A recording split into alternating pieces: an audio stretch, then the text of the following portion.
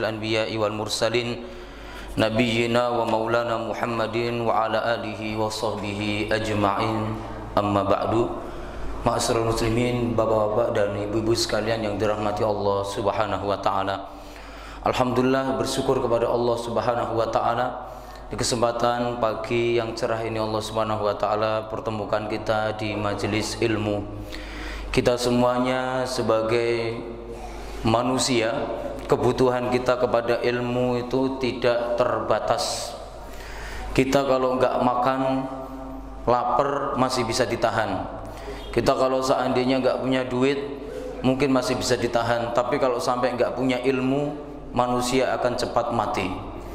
Manusia akan cepat binasa.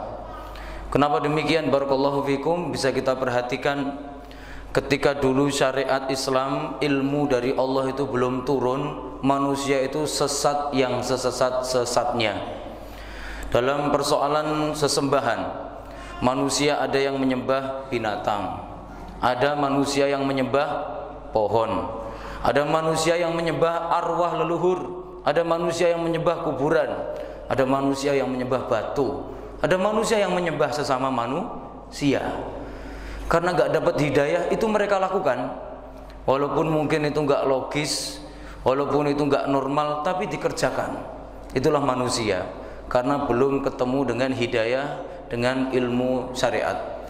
Kemudian dalam hal pernikahan, manusia sebelum dikenalkan dengan ilmu pernikahan yang benar, macam-macam Pak. Cara mencari jodoh aja macam-macam. Ya, kalau di daerah Jawa sana, Jawa Timuran, untuk menemukan jodoh yang baik itu caranya dihitung Pak. Ya, jadi dia ini kelahirannya hari apa, nanti wetonnya apa, setelah itu dihitung, dihubungkan dengan hari naas keluarga. Kalau cocok, keluarga sakinah. Kalau enggak bakal sakinah. Betapa sesatnya manusia. Dua orang saling mencintai gara-gara hitungannya enggak pas, enggak boleh nikah. Maksain nikah, nanti bakal hancur rumah tangganya dan lain-lain. Mau menemukan ya rumah tangga yang sakinah, caranya begitu.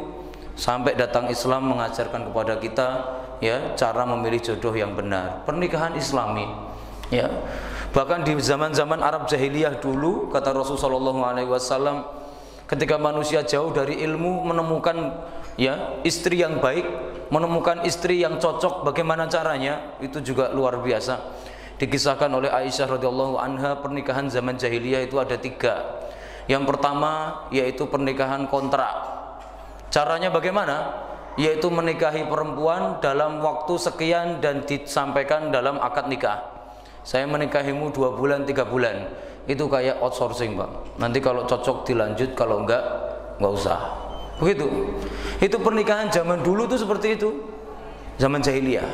Ada juga model pernikahan namanya istibdo. Kebingungan mencari jodoh laki-laki, gimana caranya? Maka mereka kalau ada perempuan sudah siap nikah, di depan rumahnya ditancepin bendera, warnanya warna merah. Seperti itu ya. Kalau bendera kuning kan kematian Pak ya. Ini bendera merah. Untuk apa? Pertanda yang di dalam sudah siap nikah. Nanti laki-laki yang juga sudah siap nikah disuruh untuk satu persatu menggauli. Nanti kalau hamil, anaknya lahir mirip siapa, itu jadi bapaknya, jadi suaminya. Sesat manusia itu Pak. Nah sekarang di Indonesia diimpor budaya seperti itu ya. Ada acara take me out, take him out. Itu budaya istiqdo, budaya nikah ala pelacur zaman jahiliyah. Ya, kalau di luar sana Pak, itu sudah benar-benar kayak yang diceritakan Aisyah. Memang asli, perempuan sama laki-laki dicampur baur, nanti silakan merasa kecocokan itu di mana, nanti baru menjadi istrinya, baru menjadi suaminya. Masya Allah, sesat. Kemudian ada juga yang ketiga, yaitu pernikahan yang Islami, yang akhirnya ditetapkan oleh syariat. Ini yang benar, diawali dengan khidbah dan lain-lain. Dalam persoalan makanan, Allah kalau tidak mengajarkan ilmu kepada kita, apa aja kita masukin perut Pak. Manusia itu apa aja doyan, begitu ya. Yang kecil, yang gede, masuk semuanya. Yang bentuknya lurus, belok-belok, masuk semua. Ya, yang lembek, yang keras, masuk semua. Itu manusia. Ya, akhirnya kita diajari dalam Islam, ini makanan halal, ini makanan haram. Ini binatang halal, ini binatang haram, tumbuhan yang halal, tumbuhan yang haram. Akhirnya kita semuanya menjadi makhluk yang sangat-sangat indah, makhluk yang sangat menarik untuk dilihat. Itu semuanya adalah ilmu syariat. Nah, kita semuanya kalau sampai terhadap ilmu syariat gak tertarik, siap-siap kita akan menjalani hidup ini dengan penuh misteri dan kecelakaan. Jamaah sekalian yang dimuliakan Allah Subhanahu wa taala. Di kesempatan pagi hari ini insyaallah kita akan membahas tentang masalah keluarga ahlul jannah. Ya, di dalam Al-Qur'anul Karim Allah Subhanahu wa taala menjelaskan keluarga itu macam-macam. Ada kalanya keluarga itu bapaknya soleh, ya, tetapi istrinya tidak solehah, anaknya tidak soleh. Itu keluarganya Nabi Nuh. Anak sama istrinya nanti di neraka, tapi Nabi Nuhnya di surga. Ini keluarga juga. Ada ahlul jannahnya satu, tapi yang dua di neraka nggak bisa diselamatin karena orang kafir. Ya, sebagaimana dalam Al-Quran Allah menjelaskan, wa daraballahu matalan lil ladina kafaru daraballahu matalan lil ladina kafaru ra'atan nuh wa imra'atan lut. Ya, Allah Subhanahu wa taala membuat perumpamaan daraballahu matalan, ya, mengenai orang kafir, yaitu istrinya Nabi Lut sama istrinya Nabi Nuh. Dua-duanya ini istrinya Nabi tetapi durhaka. Kemudian untuk anaknya Nabi Nuh, Allah Subhanahu wa taala menjelaskan, ya bunayyarkam ma'ana. Ketika air di bumi sudah penuh, ketika kapal sudah mulai berlayar, semua manusia mati, anaknya Nabi Nuh, ya, dipanggil oleh Nabi Nuh, wahai anakku, naiklah kapal bersamaku. Ya, ternyata dia menolak, akhirnya dia juga binasa. Ya, ini anak ini yang kita kenal namanya Kan'an, gitu ya, Kan'an. Barakallahu, ini keluarga yang suaminya doang masuk surga, tetapi anak istrinya masuk neraka. Yang kedua, ada keluarga yang istrinya masuk neraka, suaminya yang justru masuk istrinya masuk surga, suaminya masuk neraka. Seperti keluarga Fir'aun. Istrinya bernama siapa? Istrinya Fir'aun, Asiyah bintu Muzahim. Dijelaskan di dalam tafsir Ibnu Abi Hatim, dulu itu awalnya seandainya Fir'aun ngomongnya baik, Fir'aun pun dapat hidayah. Kata Rasulullah demikian dalam tafsir Ibnu Abi Hatim, riwayat dari beliau.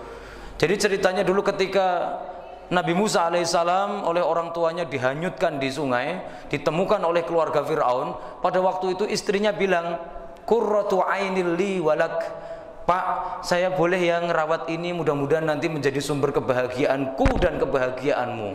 Fir'aun ternyata jawabnya begini, ya, laka, ya, laki, ini kebahagiaanmu bukan kebahagiaanku. Jadi karena Fir'aun dulu ngomongnya ketika Nabi Musa digendong sama istrinya itu buat kamu aja bukan buatku.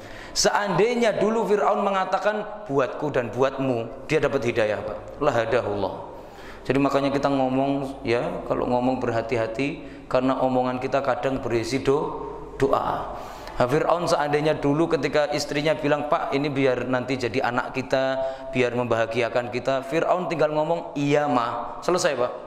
Insya Allah dapat hidayah. Nggak akan ada itu muminya sampai sekarang itu.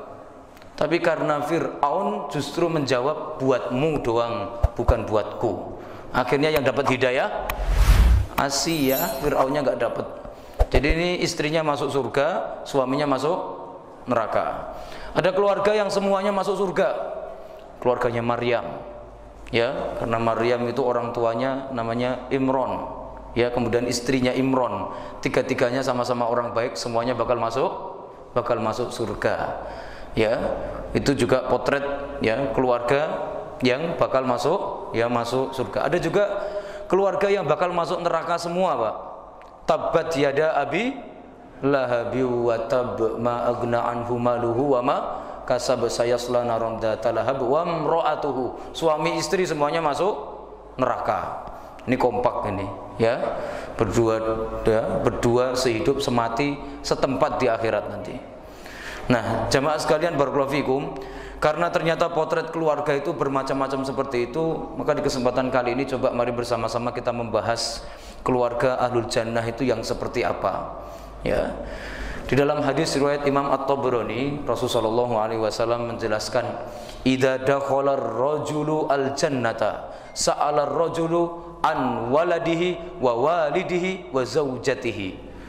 Apabila seseorang masuk surga, maka nanti dia akan bertanya tentang anaknya, bapak ibunya, sama istrinya. Jadi nanti kalau ada orang masuk surga, jadi yang akan ditanyakan pertama kali apa? Kemana anakku? Kemana bapak ibuku? Kemana istriku? Ya, kalau seandainya semuanya mati dalam keadaan minimal Islam, insya Allah selamat, semuanya bisa diselamatkan, Pak. Tapi kalau sampai ada satu saja keluarganya yang kafir, musyrik, maka ini nggak bisa ditolong. Maka kemudian Allah Subhanahu wa taala menjawab, ya, innahum lam yablughu manzilatak. Keluargamu, anakmu, istrimu, bapak ibumu, mereka masuk surga tapi nggak nyampe ke derajatmu. Kamu derajatnya tinggi, mereka rendah. Akhirnya orang ini mohon pada Allah, ya Rabbi, innama amiltu li walahum. Aku mengamalkan, aku beramal nyari surga itu kan untukku dan untuk keluargaku. Maka angkatlah mereka bersamaku ya Allah. Akhirnya semuanya diangkat. Tempatnya satu tempat nanti sekeluarga. Barakallahu. Nah jamaah sekalian, berarti di sini ya penting kiranya kita bagaimana bisa ya memahami bahwa keluarga kita yang di dunia belum tentu nanti bisa kita bawa sampai ke akhirat. Maka kita harus tahu bagaimana mengamankan keluarga kita dari di dunia ini sampai kita bawa lengkap sampai ke akhirat. Sebagaimana firman Allah, walladzina amanu wattaba'athum dzurriyyatuhum biimanin alhaqna bihim dzurriyyatahum. Dan orang-orang yang beriman, ya, walladzina amanu wattaba'athum dzurriyyatuhum, lalu anak-anak mereka juga ikut beriman, alhaqna bihim dzurriyyatahum, nanti anak-anak mereka digabungin jadi satu tempatnya, Pak. Itu adalah hal yang sangat membahagiakan, masuk surga keluarganya lengkap.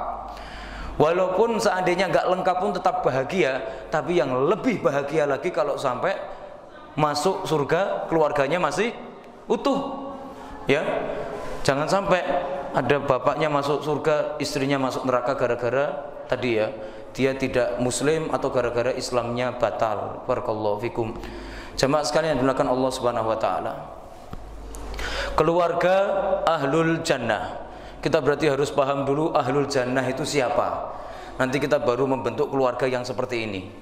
Ahlul jannah itu cuma ada 4, Pak. Itu yang setiap hari kita minta kepada Allah Subhanahu wa taala dalam sholat kita. Ihdinas siratal mustaqim siratal ladzina an'amta alaihim. Aku mohon hidayah kepadamu ya Allah agar ditunjukkan ke jalan yang lurus, yaitu jalannya orang yang engkau beri nikmat. Karena kata para ahli tafsir, orang yang diberi nikmat itu adalah siapa? Yaitu para ya manusia-manusia yang bakal masuk surga. Siapa saja? 4 golongan. Dijelaskan dalam surat An-Nisa, wa may yuti'illaha wa rasulahu, ya, siapa yang taat pada Allah dan Rasulnya, faulaika ma'al ladzina an'amallah, mereka bersama orang yang dapat nikmat dari Allah. Siapa itu? Yang pertama nabiyin, para nabi. Jadi keluarga yang bakal masuk surga itu yang di dalamnya ada nabinya satu. Kalau gini kayaknya kita udah nggak bisa, Pak, ya, nggak bisa ngejar, karena nabi itu jabatan yang Allah berikan istimewa, yang milih Allah sendiri. Kita nggak bisa usaha dapat gelar nabi, ya. Sebaik apapun kita, ibadah kita sekenceng apapun, tetap nggak bakal jadi nabi. Jadi nabi ini murni anugerah ilahi. Yang kedua, siddiqin, ya, ma'an nabiyina was siddiqin. Siddiqin ini adalah manusia-manusia yang imannya sangat kuat. Karena imannya sangat kuat, dalam ujian-ujian hidup dia selalu berhasil lolos. Ini siddiqin. Menghadapi musibah berat, ujian, dia bisa sabar. Itu siddiqin. Ini kalau kita punya ya tipe seperti ini, berarti kita sudah ada ini potongan-potongan ahlul jannah ini, ya. Udah ada tipe-tipe ahlul jannah. Siddiqin imannya yang kuat. Ya, kita bisa melihat manusia-manusia yang siddiqin itu banyak sekali. Barakallahu fikum. Contoh yang pertama, ya, orang-orang yang imannya sangat kuat luar biasa, yaitu Masitoh. Ya, Masitoh itu imannya kuat karena ketika dia menyatakan beriman sama Fir'aun, langsung dinyalakan tungku, kemudian di atasnya ada kuali besar, disuruh nyemplung ke situ. Dia masih tetap bertahan beriman. Itu pertanda imannya kuat, nggak goyah oleh apapun juga. Itu namanya siddiqun. Ya. Kemudian kita bisa melihat kisah Ashabul Ukhdud. Orang satu negara semuanya dikubur hidup-hidup, dibakar karena beriman. Itu mereka semuanya milih mati demi beriman. Siddiqin golongannya. Kemudian kita bisa melihat juga dalam kisah ya Nabi Musa alaihissalam ketika berhasil mengalahkan para penyihirnya Fir'aun. Pada waktu itu semua penyihir Fir'aun masuk Islam. Jumlahnya mencapai 70.000 orang lebih. Ketika itu Fir'aun menyampaikan, la uqatti'anna aydiyakum wa arjulakum min khilafin wa la usallibannakum fi juzu'in nakhli. Kalian semuanya yang menyembah Tuhannya Musa, maka kalian akan aku potong tangan dan kakinya silang, kemudian akan aku salib kalian. Dihukum mati. Tapi mereka semuanya mengatakan qalu la dhair. Enggak ada masalah kami semuanya, ya, kata Allah Subhanahu wa taala. Mereka menjawab, kami semuanya enggak ada masalah mau diapain karena kami sudah ketemu Tuhan kami sudah beriman. Ini namanya siddiqin, Pak. Makanya kalau ada orang Islam dikit-dikit mewek dan lain-lain, itu sudah bukan siddiqin itu, ya. Imannya orang Islam yang sudah teruji. Kalau para ulama yang siddiqin yang bagaimana itu? Mereka yang menyatakan kebenaran, menyuarakan kebenaran, menghadapi musuh-musuh Islam sampai akhirnya ada yang berujung jeruji, ada yang berujung dengan pembunuhan, konspirasi, itu siddiqin. Karena jadi ulama itu resikonya berat. Tugasnya itu ngeluruskan yang salah. Tugasnya itu membenarkan yang keliru. Makanya musuhnya banyak, Pak, ulama itu. Ya. Nah, kalau mau jadi ulama yang enak ya udah apa aja boleh, begitu aja ya. Kalau ada ulama bolehin apa aja, saya yakin itu paling disayang umat. Ya, ada jamaah datang gondrong begitu ya. Enggak apa-apa gondrong boleh. Ulama yang begitu disukai. Ya. Aduh, Pak, saya ini masih saya ini sebagai orang awam, saya masih belum bisa beramal soleh, saya sholatnya masih bolong-bolong. Enggak apa-apa, enggak sholat enggak masalah, ya. Yang penting hatinya baik. Ulama yang bolehin umat apa aja enggak pernah kritis, itu bukan ulama siddiqin. Kalau ulama siddiqin pasti bakal berhadapan dengan berbagai macam. Imam Ahmad, Imam Syafi'i, Imam Malik, Imam Abu Hanifah semuanya narapidana, Pak. Enggak tahu ceritanya, Pak, ya. Semuanya ini masuk penjara nih, ya. Imam Ibnu Taimiyah dan lain-lain semuanya juga sama, merasakan jeruji karena mereka jujur dengan ilmunya. Ketika mendakwakan, menyampaikan, mereka terima ujian itu dan gak belok. Seandainya belok, kita gak bakal kenal. Seandainya dulu Abu Hanifah ketika dimasukkan penjaranya Abu Ja'far Al-Mansur, Abu Hanifah ternyata malah menjilat, gak mau istiqomah, saya yakin Abu Hanifah gak masuk ulama, Pak, itu. Tapi karena istiqomah tetap dengan kebenaran, akhirnya kita kenal. Imam Malik itu yang menyebabkan kita kenal gara-gara apa? Dimasukkan penjara juga, ya, tapi dia ternyata masih tetap istiqomah, akhirnya sampai meninggal. Jadilah ulama yang siddiqin, keluarga-keluarga yang imannya kuat, ya, luar biasa. Barakallahu fikum.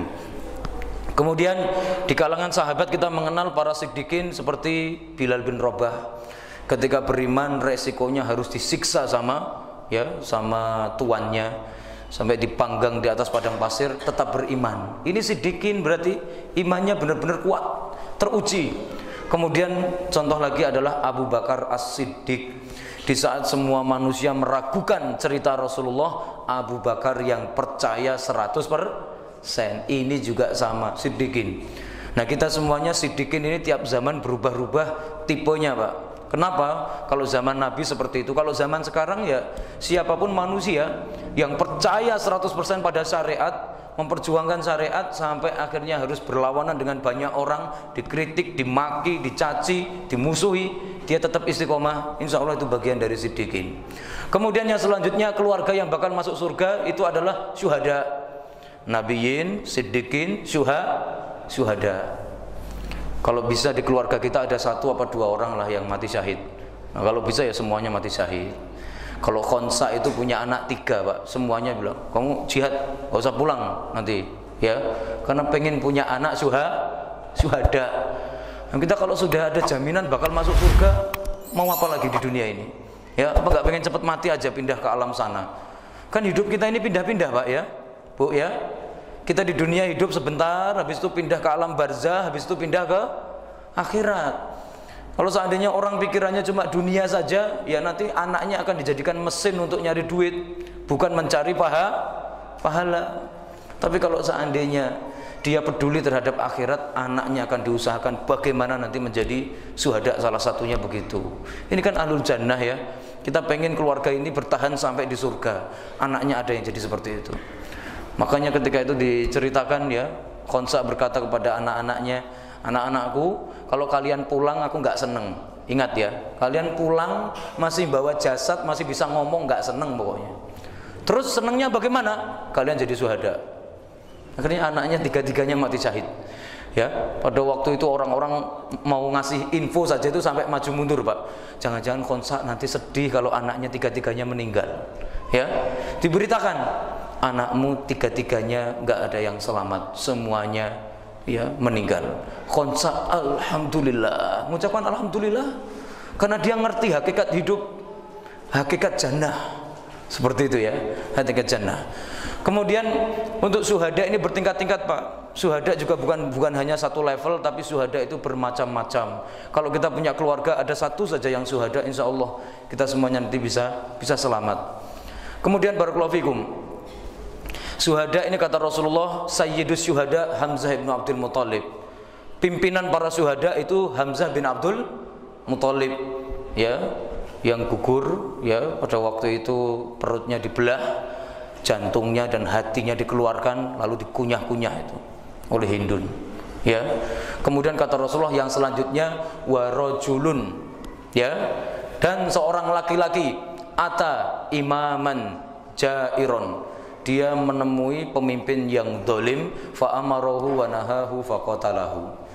Lalu dia nyuruh amar ma'ruf nahi mungkar kepada pemimpin yang zalim, lalu dia dibunuh sama pemimpin tersebut. Maka kata Rasulullah itu ya, syuhada itu yang pertama Hamzah bin Abdul Muthalib, yang kedua level bawahnya Hamzah yaitu orang yang mati di tangan pemimpin yang zalim karena dia amar ma'ruf nahi mungkar. Hadis ini disahihkan oleh Al-Albani dalam silsilah ahadits as-sahihah. Kemudian keluarga yang bakal masuk surga yang terakhir, orang yang bakal masuk surga itu yang terakhir adalah as-solihin, orang-orang soleh. Ya, orang-orang soleh itu yang seperti apa? Yaitu orang-orang yang kategorinya mereka beramal yang baik-baik, mengamalkan yang wajib, ya, kemudian mengamalkan juga yang sunnah, meninggalkan dosa besar dan juga sebagian besar dosa kecil. Siapa yang bisa seperti ini, dia kategorinya adalah orang soleh, pasti bakal masuk jannah. Jamaah sekalian yang dimuliakan Allah Subhanahu wa taala. Jadi inilah ya manusia-manusia yang akan menghuni surga nanti itu ya 4 golongan ini saja. Selain 4 golongan ini maka tidak bakal menghuni surga. Ya. Maka kita semuanya bagaimana membuat personal keluarga kita masuk dalam golongan ini, Pak. Masuk golongan ya 1, 2, 3 ya, antara siddiqin, syuhada ataukah sholihin. Ini keluarga ahlul jannah. Siapa yang punya ini di rumah, silahkan, berarti itu insya Allah nanti akan bisa dibawa, diabadikan sampai nanti kita masuk jannah bersama-sama. Nah jamaah sekalian yang dimuliakan Allah Subhanahu wa taala. Nah kemudian bagaimana nih cara kita untuk menjadikan keluarga kita menjadi keluarga yang layak kategorinya disebut sebagai keluarga ahlul jannah. Insya Allah nanti masuk surganya bareng-bareng. Ada anak, ada istri juga sama ya suaminya, kemudian ayah ibunya semuanya masuk. Bagaimana caranya? Seperti itu. Ya. Yang pertama ya, kalau kita ingin membuat keluarga kita sebagai keluarga yang ahlul jannah, pastikan kita awali dengan doa dulu. Doa membuat keluarga besar kita jadi ahlul jannah itu adalah Rabbana hablana min azwajina wa dzurriyyatina qurrata a'yun waj'alna lil muttaqina imama. Setiap kita harus mohon kepada Allah agar dijadikan pemimpin. Pemimpin siapa? Lil muttaqin. Keluarga kita bertakwa semua, kita jadi pemimpinnya. Ini ya. Jadi sejak awal kita semuanya harus peduli masalah ini. Ya. Kita mohon pada Allah setiap hari, Rabbana hablana min azwajina, ya Allah ya berikanlah kepada kami anak-anak dan juga istri yang membahagiakan kami. Wa ja'alna lil muttaqina imama, jadikanlah kami sebagai pemimpin keluarga kami, orang-orang yang bertakwa. Al Hasan Al Basri menyampaikan ya, Tidak ada hal yang membahagiakan seorang muslim melebihi melihat anak dan istrinya taat kepada Allah. Maka ini kita mohon yang pertama, karena ini penting. Kalau kita nggak berdoa, kita hanya mengajarkan kepada mereka, kita semuanya kalau sampai nggak mendapatkan taufik, maka nggak akan terwujud. Kita unduh taufik dari Allah dengan cara berdoa. Jadi doa Rabbana hablana min azwajina wa dzurriyyatina qurrata a'yun. Kita mohon pada Allah mudah-mudahan dikaruniai anak dan istri yang menyejukkan hati. Bagaimana cirinya? Mereka semuanya adalah anak-anak yang berbakti kepada orang tuanya, kepada ayahnya, dan juga berbakti kepada Allah Subhanahu wa taala. Kalau istri, kategori istri yang nanti punya potongan-potongan bakal jadi istri ahlul jannah. Kalau anak kan yang bakal menghuni surga kan jelas, yaitu anak-anak yang berbakti kepada orang tua. Nanti untuk suami kita bahas di bagian akhir. Yang pertama, anak-anak yang berbakti kepada orang tua. Kita semuanya ini sebelum usia kita 40, kita harus memastikan bahwa kita ini bakti sama orang tua, Pak. Harus kita pastikan. Allah Subhanahu wa taala menyampaikan dalam surat Al-Ahqaf, wa wassaynal insana biwalidayhi husna. Kami berpesan kepada manusia agar berbuat yang terbaik kepada orang tuanya. Kenapa demikian? Hamalathu ummuhu kurha, karena ibunya dulu mengandungnya dengan susah payah. Wa wada'athu kurha, melahirkannya lebih payah lagi. Wa hamluhu, gendong dia. Wa fisaluhu, menyusui sampai menyapihnya. Salasuna syahro, 30 bulan merasakan kehidupan yang tidak normal, Pak. Itu wanita saat melahirkan dan menyusui anaknya. Maka sebagai anak kita wajib berbakti pada orang tua. Alasannya satu ini. Disebutkan suatu ketika ada seorang laki-laki datang dari wilayah Yaman, tawaf mengelilingi Ka'bah. Dia sambil gendong orang tuanya. Setelah itu ketemu dengan Abdullah bin Umar, kemudian bertanya, "Wahai Ibnu Umar, kira-kira yang saya lakukan ini sudah bisa ngelunasin belum ya jasa orang tua?" Maka Abdullah bin Umar menyampaikan, "Belum, setetes pun belum terbayar ini. Setetes darah yang dikeluarkan ibumu untuk melahirkanmu itu belum terbayar." Jadi ini yang pertama, kita pastikan keluarga ahlul jannah itu anaknya berbakti kepada orang tua. Anaknya berbakti. Nah, untuk anak ini, Pak, barakallahu fikum, dihitung berbakti apa enggak ini bukan sewaktu kecil, Pak. Tapi anak dihitung berbakti apa tidak ini setelah usia balik. Kalau anak kecil itu rewel, nangis, jerit-jerit, bahkan sama orang tua barangkali karena dia minta mainan nggak dibeliin, di samping orang tua ada palu, orang tuanya dipalu, itu belum disebut durhaka, Pak. Kalau anak masih belum balik, karena hitungan manusia itu baru dicatat amalnya kan ketika sudah balik. Makanya kalau anak-anak belum balik belum dihitung. Jadi kalau kita punya anak barangkali masih kecil, umur 1 tahun, 2 tahun, 3 tahun, rewelnya minta ampun, jengkelin, suka narik-narik kepala, belum namanya durhaka. Itu bukan durhaka. Anak baru disebut nanti durhaka kalau setelah usia balik dia berani sama orang tua. Itu durhaka. Doa orang tua baru terwujud juga kalau itu sudah memasuki usia balik. Kalau anak-anak kecil barangkali anaknya rewelnya minta ampun sama orang tuanya, didoakan jelek, gak bakal terwujud. Tapi kalau sudah usia balik, orang tua mendoakan barulah terwujud. Karena hitungannya berbakti apa tidak itu setelah setelah balik. Kalau belum balik belum ada hitungan. Barakallahu fikum. Nah, jamaah sekalian, jadi anak yang paling penting, anak yang bakal menghuni surga itu adalah anak yang berbakti. Jadi di keluarga kita kalau mau nanti masuk jannah bareng-bareng, anaknya harus dibuat menjadi anak yang berbakti. Anak yang berbakti. Di dalam sebuah riwayat yang dibawakan oleh Al-Imam Ad-Dhahabi disebutkan suatu ketika Usamah bin Zaid ketika itu membeli sebuah pohon kurma di musim paceklik, harganya 100 dinar. 100 dinar itu sama dengan sekitar 150 jutaan. Sebuah pohon kurma harganya 150 juta kalau dirupiahkan. Saat itu setelah beli sama dia dipotong, Pak. Kemudian dibelah jadi 2, jantungnya diambil dibawa pulang. Orang-orang nanya, "Kamu gimana sih? Ini musim paceklik, harga apa-apa pada melambung. Kamu beli kurma, kamu potong lalu kamu belah. Kamu kayaknya ada yang nggak beres." Begitu ya. Dia menyampaikan, "Ibu saya paling suka makan ini, dan dia kemarin bilang pengen makan ini. Sekarang aku berikan." ibu saya. Nah, ini kalau kita sudah bisa membahagiakan orang tua, insya Allah ya kita termasuk anak-anak yang layak masuk jannah. Hati-hati ya, kalau sampai anak-anak yang nggak berbakti pada orang tua, nanti ya kategorinya di mana? Dia nggak bisa masuk surga dulu. Di akhirat itu ada tempat namanya Al-A'raf. Al-A'raf itu untuk siapa? Itu untuk manusia-manusia yang sebenarnya mau masuk surga tapi dilarang. Kenapa? Karena masih punya tanggungan. Seorang anak pergi berjihad padahal tidak dibutuhkan di medan jihad, akhirnya orang tuanya nggak rela. Nah, dia kalau sampai tetap nekat pergi berperang, orang tuanya ditinggalin di rumah sedih, padahal sebenarnya di sana nggak wajib ain, nggak fardu ain, maka nanti anaknya ini kalau meninggal, walaupun mati syahid tetap nggak dihitung syahid, Pak. Karena dia harus membahagiakan orang tua. Makanya kalau suasana jihad itu fardu kifayah, harus izin orang tua. Kecuali kalau jihad itu fardu ain, maka nggak usah ngomong orang tua. Barakallahu fikum. Nah, jadi anak ya kalau sampai nggak berbakti pada orang tua, maka ya nanti penghuni neraka. Tapi kalau berbakti, insya Allah akan masuk jannah. Ya, akan masuk jannah.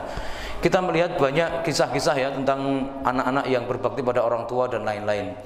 Bakti kepada orang tua itu seperti apa, Pak? Mungkin anak-anaknya juga harus diberitahu. Segala perbuatan yang membuat orang tua ridho itu namanya bakti. Karena dalam hadis yang sahih Rasul bersabda, ridhollah fi ridhol walidain wa sukhtullahi fi sukhtil walidain. Ridho Allah letaknya ada di ridhonya orang tua. Murka Allah ada di murkanya orang tua. Apapun yang membuat orang tua murka namanya durhaka. Apapun yang membuat orang tua senang namanya berbakti. Silakan. Kita ini ya, kalau seandainya orang tua kita masih hidup, punya kewajiban membuat orang tua kita tersenyum. Ya, punya kewajiban. Yang sudah menikah, sudah punya keluarga sendiri pun tetap kalau masih punya orang tua wajib membuat orang tua tersenyum. Ya. Allah Subhanahu wa taala menjelaskan masalah ini sangat banyak di dalam Al-Qur'an. Bahkan setiap kali Allah memerintahkan wa'budullaha wa la tusyriku bihi syai'a wa bil walidaini ihsana. Ya, maka kewajiban kita yang pertama sebelum yang lain sebagai anak. Ini semuanya yang hadir di sini kan anak-anak kan, Pak ya. Cuma udah pada gede-gede ya, ada yang orang tuanya sudah meninggal. Tapi hakikatnya anak-anak semua wajib berbakti. Caranya yang pertama, bahagiakan orang tua, senangkan orang tua dengan cara apapun. Yang kedua, kalau orang tua sudah meninggal, bahagiakan orang tua dengan doa. Kita setiap hari jangan lupa, kalau seandainya sering lupa, setelah sholat berarti harus doakan orang tua. Doanya seperti apa? Ya doakan yang terbaik untuk orang tua. Kalau seandainya bisa menghafal yang baik, ya Allahumma gfir lahu warhamhu wa'afihi wa'fu anhu wa akrim nuzulahu wa wasi' mudkhalahu wa abdilhu dalan khairan min darihi. Silakan baca itu. Kalau enggak, ya udah pokoknya mohon ya Allah ampunin bapak ibuku, ya Allah beri mereka, ya berilah mereka tempat yang baik. Itu permohonan yang sangat berharga bagi orang tua yang sudah meninggal. Yang kedua, ziarah kubur. Menziarahi kubur orang tua, ya kalau kita punya orang tua dikubur, Pak, kita berziarah itu juga pahalanya besar. Syekh Muhammad Amin Asy-Syanqiti ketika ditanya apakah anak yang ziarah ke kubur orang tuanya itu dapat pahala? Dapat pahalanya besar, lebih besar ketimbang berbakti sewaktu hidup. Kenapa? Kalau anak itu berbakti kepada orang tuanya waktu masih hidup, itu biasanya ada maunya. Begitu kan ya? Jadi kalau orang tua masih hidup, itu kan anak kan ada maunya, Pak, kalau berbuat baik. Tapi kalau orang tua sudah meninggal, dia bisa berbakti, itu pertanda benar-benar sudah luar biasa. Keluarga Ahlul Jannah anaknya anak yang berbakti. Ya. Dan nanti kalau dirunut lagi lebih panjang lagi, Pak ya. Barakallahu fikum. Bagaimana mencetak anak yang berbakti? Ya, ini mungkin banyak tapi satu saja. Ini karena fenomena yang jamak, yang rata terjadi. Cara membuat anak agar menjadi anak yang tidak durhaka dan selalu taat pada orang tua, tolong kasihlah nama anakmu dengan nama yang baik. Orang zaman sekarang itu zamannya artifisial, Pak. Sukanya ngasih nama itu, ngasih nama-nama yang pokoknya kelihatan cakep tapi maknanya entah apa itu, ya. Embuh lah maknanya apa, begitu. Jadi kadang anak itu dikasih nama Vanes. Apa itu namanya ya? Kalau dikasih nama Semes kan karuan jelas ya. Begitu. Ini dikasih nama Vanes. Panel. Oh, nama anak kok panel ya? Seperti itu. Nama anak itu kata Rasulullah, kalau laki-laki kasihlah nama anak inna ahabbal asma'i ilallahi Nama yang paling disukai Allah itu Abdullah wa Abdurrahman. Gak usah gengsi ngasih nama anak. Tahun 2019 masa ngasih nama anak masih Abdullah, ya. Panggil temennya Dul itu nanti. Gak usah khawatir, Pak. Yang pertama kita sebelum menghambakan, ya, jangan sampai anak kita ini kita kasih nama menghamba pada selain Allah. Makanya kita kasih nama dari awal Abdun dulu, biar dia itu jadi hamba Allah sejak kecil. Harapan kita kalau udah gede, dia nanti mudah diatur pakai perintah Allah. Ya. Nah, kalau anak-anak kita nggak kita kasih nama Abdun, nggak kita hambakan kepada Allah, terus kira-kira apa yang kita harapkan nanti? Jadi Rasul menyampaikan nama yang paling disukai Abdullah dan Abdurrahman. Silakan kita pakai nama ini. Yang kedua, kalau seandainya barangkali kita mau ngasih nama anak kita Abdun sambung sama Asmaul Husna, ya, sehingga jangan khawatir, nggak usah pakai nanya, Pak Ustadz saya mau nanya anak saya kira-kira namanya siapa ya. Asmaul Husna itu 99. Kalau seandainya kita punya anak 99 itu masih cukup, Pak. Depannya kasih Abdul semua, ya. Nah, kalau perempuan ya depannya kasih Amatun, ya. Kalau Abdul kan laki-laki, kalau perempuan Amatun, ya. Itu masih cukup kok. Ya, nanti kalau seandainya melebar lagi barangkali nggak cukup, silahkan kasih nama anak dengan nama para nabi. Sekarang ya, Masya Allah kita ini langka, Pak, nyari anak zaman sekarang namanya Sulaiman itu berat ya. Sulaiman itu kayaknya paling ya usia yang sekarang ini paling muda itu kayaknya bisa kita temukan itu kelahiran 96 lah, Pak, ya. Kesini-sini susah nyari anak namanya Sulaiman, susah. Orang itu semakin menghindar, ya, ngasih nama anak itu kadang ya diambilkan dari artis, ya, main sepak bola dan lain-lain. Makanya kalau ada anak kok dikasih nama sama orang tuanya, anaknya siapa Mas? Namanya Alberto Kakak. Wah, jangan salah nanti kalau ke depan ditendangin sama anaknya. Orang nama striker dipakai nama anak, begitu ya. Jadi ini dipahami dulu barakallahu sejak awal, anaknya tolong dikasih nama yang menghamba pada Allah. Ini ke depan insya Allah lebih gampang ngatur anak, ya. Manggilnya saja kan enak, Abdullah kan enak, Pak, ya. Abdurrahman lebih enak, ya. Nama Allah Abdullah Abdurrahman. Kemudian yang kedua disambung dengan Asmaul Husna. Yang ketiga nama para nabi, ya, kita panggil pakai nama para nabi. Yang ketiga yaitu nama orang-orang soleh, ya, terutama para sahabat Nabi, kemudian tokoh-tokoh Islam, ya, Salahuddin Al-Ayyubi dan lain-lain. Kemudian yang terakhir barulah nama-nama yang artinya indah. Jadi ini alternatif terakhir kalau kita mau ngasih nama anak, silahkan yang penting artinya bagus, ya. Itu tadi nggak usah pakai Farel, ya, Fadel dan lain-lain, Pak, ya. Itu nama-nama yang rumit, maknanya juga nggak tahulah itu apaan. Lebih baik kasih nama anak itu Selamat. Jelas ya artinya, ya. Jelas. Nah, ngasih nama anak, kita dikasih nama anak itu Sugiharto, lebih jelas itu maknanya, ya, ketimbang anak-anak sekarang kasih nama Chelsea. Itu nanti nendangin bapak ibunya lagi itu, ya. Itu nama klub sepak bola kok dipakai, ya, nama anak. Cobalah kasih nama anak itu yang ada maknanya yang jelas. Kita kan pengen punya anak yang berbakti, insya Allah nanti jadi penghuni surga. Dari awal silakan diatur, ya, seperti itu. Kemudian jamaah sekalian yang kedua, istri yang akan menghuni surga. Kan kita bicara keluarga. Doa kita Rabbana hablana min azwajina wa dzurriyyatina qurrata a'yun waj'alna lil muttaqina imama. Istri yang akan menghuni surga itu yang seperti apa? Barakallahu fikum, kata Rasulullah, innal mar'ata idza shalat khamsaha. Wanita-wanita yang sholatnya sudah 5 waktu, ya, sholatnya sudah 5 waktu, seperti itu.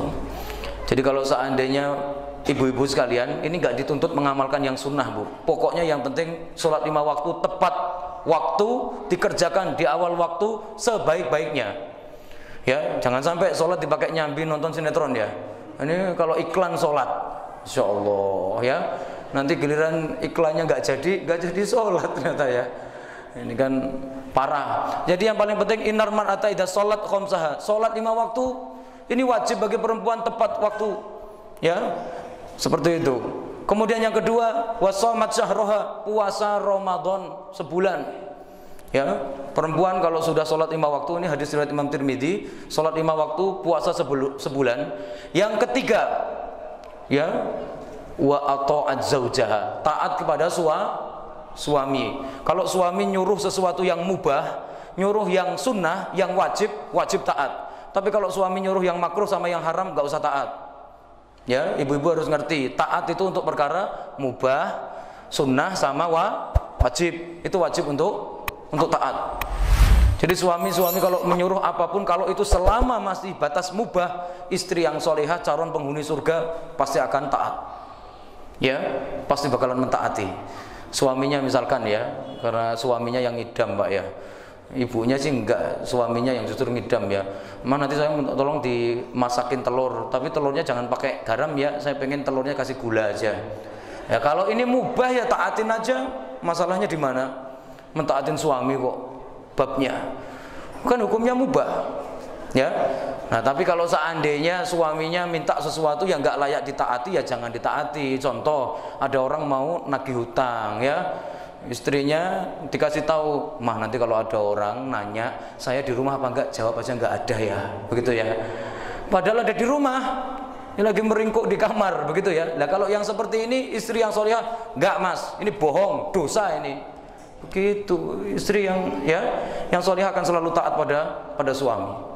Kemudian yang selanjutnya, barakallahu fikum, istri yang akan menghuni surga ya, yaitu istri yang kategorinya wa ahsanat farjaha, yang menjaga kehormatannya, sehingga dia sudah punya suami, merasa tentram, tenang, dia sudah nggak mencari perhatian laki-laki yang lain. Nah ini sekarang ini bahaya, zamannya kamera makin canggih, modern, yang nggak cakep bisa dicakep-cakepin, yang nggak mulus dimulus-mulusin, yang nggak putih bisa diputih-putihin. Ini zaman-zaman bahaya, kehormatan wanita semakin ya terumbar. Yang pertama, wanita berarti harus ngerti aurat. Ibu-ibu sekalian harus ngerti aurat ya Bu. Aurat perempuan itu seluruh tubuh kecuali wajah dan telapak tangan. Termasuk kaki ini juga masuk dalam batas kategori aurat ya, seperti itu. Jangan sampai punya pikiran cuman gitu doang. Kalau itu aurat, walaupun gitu doang, hukumnya dosa sampai kelihatan orang. Berarti harus ngerti aurat.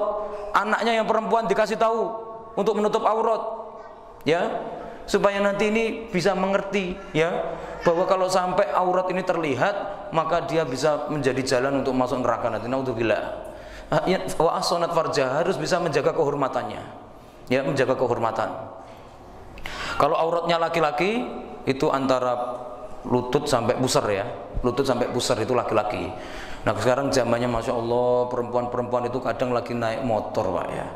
Ya bukan bermaksud nakal, kita kadang nggak sengaja, namanya naik motor kita nundukin pandangan ya nabrak ya. Akhirnya terpaksa ngelihat depan, yang di depan itu orang pakai celana, sengaja dalemannya dikelihatkan coba. Dan ini gimana coba? Nggak menjaga kehormatan, ya berhati-hati. Ibu-ibu sekalian yang sudah laku Bu, nggak boleh macam foto-foto dalam rangka mencari perhatian ya Bu. Udah laku kok masih nyari, itu gimana sih? Ya, udah nggak boleh.